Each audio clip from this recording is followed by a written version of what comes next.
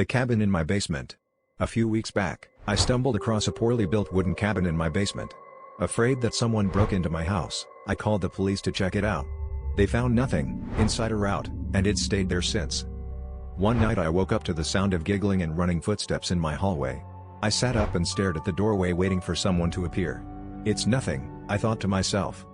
I tried falling asleep again, but a child's laugh then echoed through the hall. Come on, I'm an adult.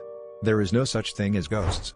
Telling myself that, I of course got out of bed and stepped into the hallway. I flipped the switch on but no light.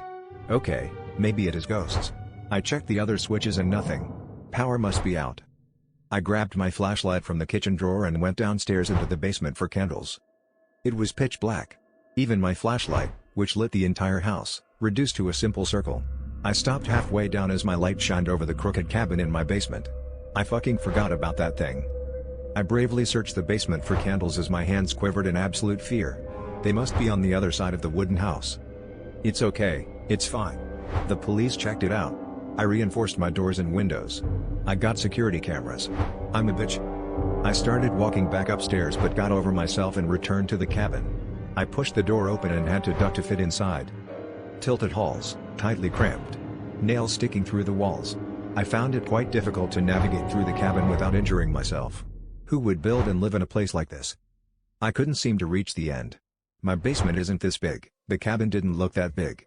Long hallways would often break into small rooms, each with what looks like old worn-down furniture. A light flickered from the end of the hall. I rushed to it thinking my power came back on. The walls seem to close in the deeper I go. A tall, strange-looking woman comes into the hall and notices me. She lets out a blood-curdling scream and starts making her way to me. I slam my feet into the ground, pushing myself back as I attempt to flee. My heart races as I'm unable to turn around and run due to how tightly packed the hallways are. I continue sprinting backwards as nails slash away at my skin from head to toe. Before I can reach the beginning of the hall, I find myself trapped as several nails latch onto my body.